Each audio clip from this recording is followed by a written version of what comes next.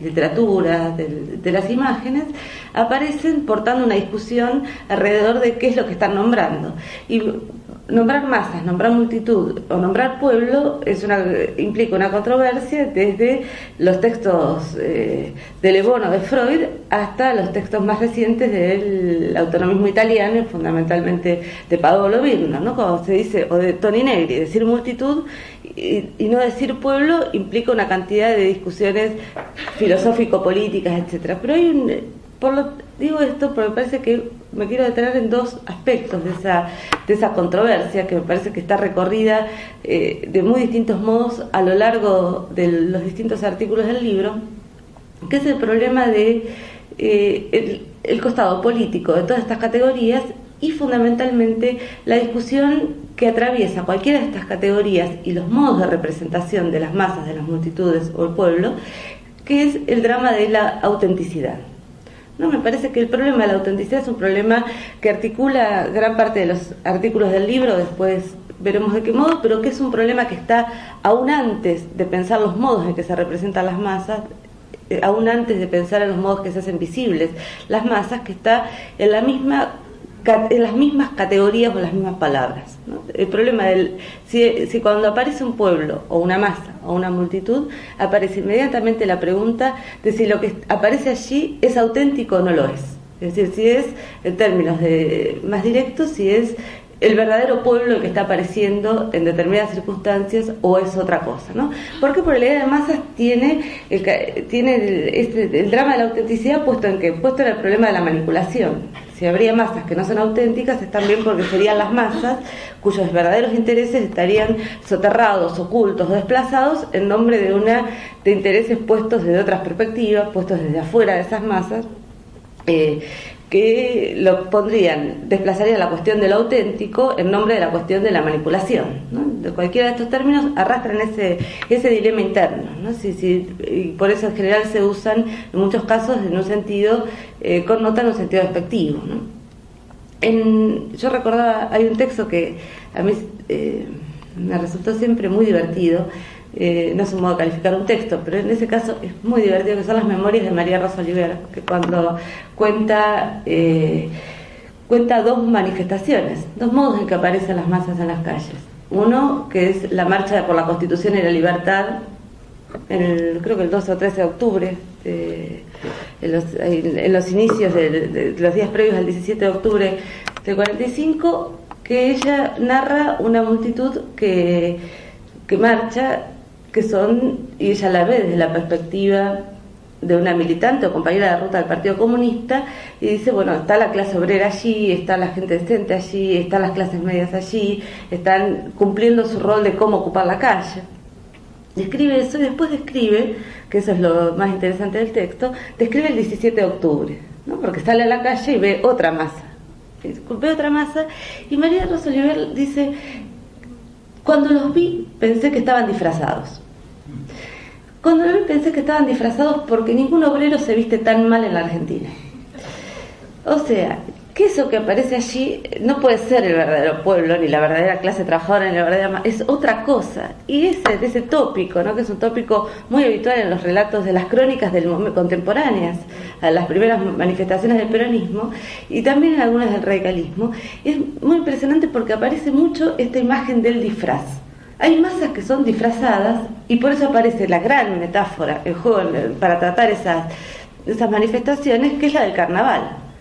No, el diario Crítica creo que fue que dijo, son pequeñas murgas, son grupos de pequeños grupos de murguistas que atraviesan la ciudad de Buenos Aires, para referirse al 17 de octubre, ¿no? Esa idea que hay una murga, un carnaval, un disfraz, al mismo tiempo está diciendo algo bien interesante, que es que cuando hablamos de masas y hablamos de multitud o de pueblo, estamos hablando de una puesta en escena que constituye las propias masas de por sí. Es decir, hay algo ahí de registro de que es una puesta en escena, es una representación, hay una dramaturgia en juego que se hace correlativa o precisa o no, espontaneidad, pero que está en juego allí.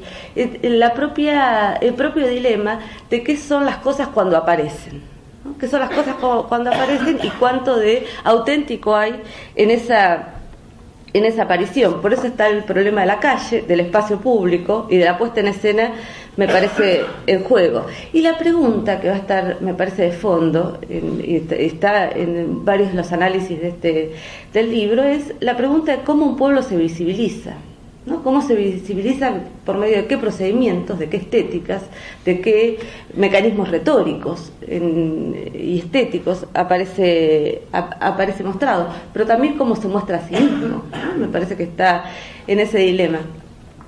Hay un texto que a mí me parece muy central, me ha parecido en otros momentos, muy central para pensar estas cuestiones, que es el muy clásico de Walter Benjamin, la obra de arte en la época de su reproductibilidad técnica, porque muchos recordarán ese texto que cuando Benjamin analiza en la cuestión dilemática de qué significa la estetización de la política por parte del fascismo, ¿no?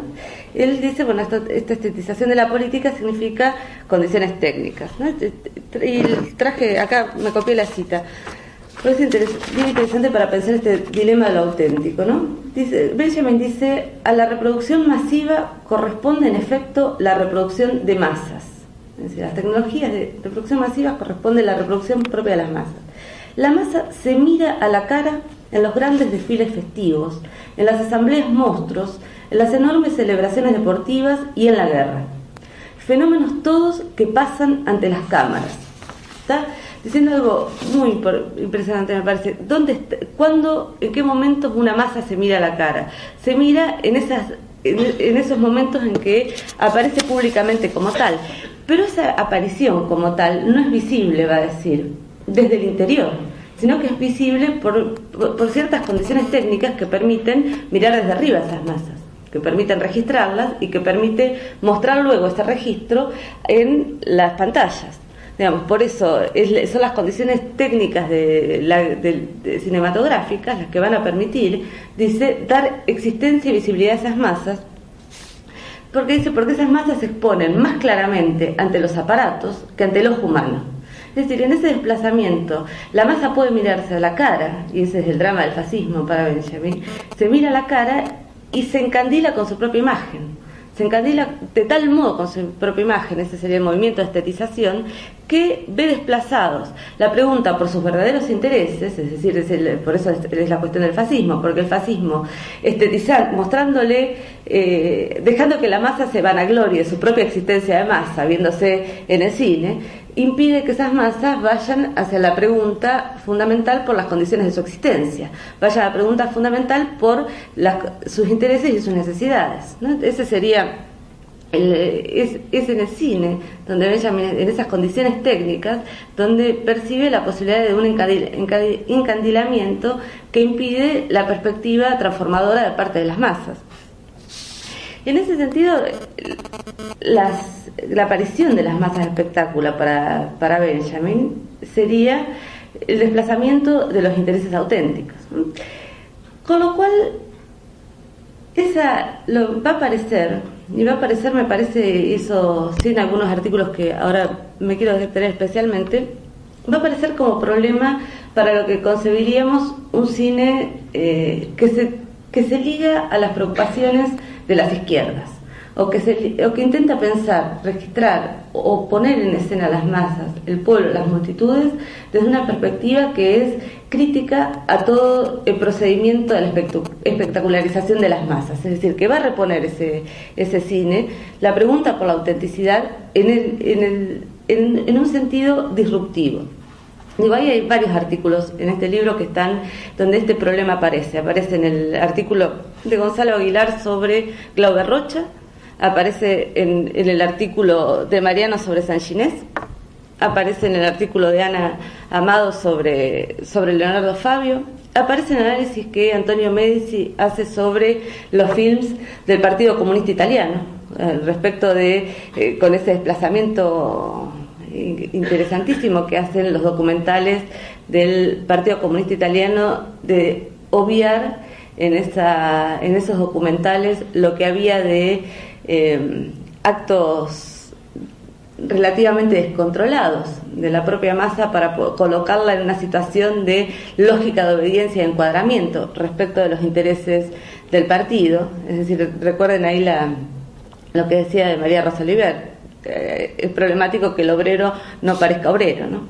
Pero en los artículos que mencionaba antes, el de Aguilar, el de Mariano Messmann, el de Ana Amado, es interesante porque la pregunta por la autenticidad que va a aparecer en esos artículos va hacia un punto que es los cineastas, grandes cineastas que ellos toman por objeto del análisis, generan una cantidad de mecanismos por los cuales provocar la autenticidad que no está dada de por sí. El problema pasa a ser cómo se genera una autenticidad que no está en las masas presentándose de por sí. Es decir, cómo se genera, bueno, en el caso de Glauber Rocha están los análisis que aparecen allí, las situaciones que aparecen allí narradas de generar estados de conmoción colectiva que permita que las personas atraviesen una catarsis sentimental, emocional, digamos, que los lleve a reproducir las condiciones a las que habrían llegado de otro modo, pero con un acontecimiento que es un acontecimiento que diríamos es inventado a efectos de poder filmarlo. Del mismo modo, la reconstrucción que aparece en la obra de Sanguinet, ¿no? Y Mariano dice, ¿qué está buscando ahí? Está buscando un toque de irrefutabilidad documental. Pero buscar ese toque de irrefutabilidad documental es precisamente buscarlo por un camino que es el camino que saltee todo procedimiento de registro documental, o lo que llamaríamos ingenuamente un proceso de registro documental. Por eso obliga a saltear el modo en que las masas aparecen de por sí. En el caso de Leonardo Fabio, Sinfonía de un Sentimiento, eso es como, si recuerdan el documental, eso está absolutamente exacerbado por el modo en que se reconstruyen escenas, se colocan actores, se animan fragmentos. O sea, lo que hace Fabio con eso es partir de la idea de que hay que producir una verdad respecto de ese acontecimiento que fue el peronismo, implica no tener ninguna fidelidad o tener relativas escuetas fidelidades con el archivo existente, porque si no se es infiel al archivo existente, no hay posibilidad de dar cuenta efectiva de ese registro. Ya me perdí. Ahí es una cita de Ana, que me parece que lo explica mejor de lo que yo... exactamente esto de lo que estoy tratando de decir. Refiriéndose al documental, dice: desde su nacimiento como categoría fílmica, el documental obtiene su verdad de ese ensamble de situaciones no verídicas, ¿no? Y esto está también, me parece, en el análisis de Marrones sobre el documental, presentadas como si la cámara hubiera registrado verdaderamente esos acontecimientos. No se trata entonces de reavivar el pasado en sí mismo, sino de renovarlo con imágenes ausentes. Me interesa esa idea de renovarlo con imágenes ausentes, porque precisamente estaríamos en el movimiento inverso de lo que habíamos señalado con la idea de Benjamin respecto a estetización de la política con las masas mirándose a la cara. Es decir, no se está registrando el movimiento efectivo, esas masas proponiéndoles que se miren a la cara, sino mostrando un reavivamiento que es más del orden mítico que del espectáculo en sí mismo. Tan fuerte me parece que es esta idea que aparece en el libro, que es una idea que aparece incluso para pensar, en uno de los primeros artículos del libro, para pensar la presencia del público en la televisión en Estados Unidos a medio del siglo. En el artículo de Spiegel aparece esta idea, porque aparece la idea de que la selección del público, la puesta en escena de ese público, implica una hipótesis política sobre qué horizonte de ciudadanía se espera producir. Implica un conjunto de decisiones, un conjunto de recortes e implica lo que sería el reavivamiento de una hipótesis política, de respecto a cómo se quiere que sean las masas en cada momento.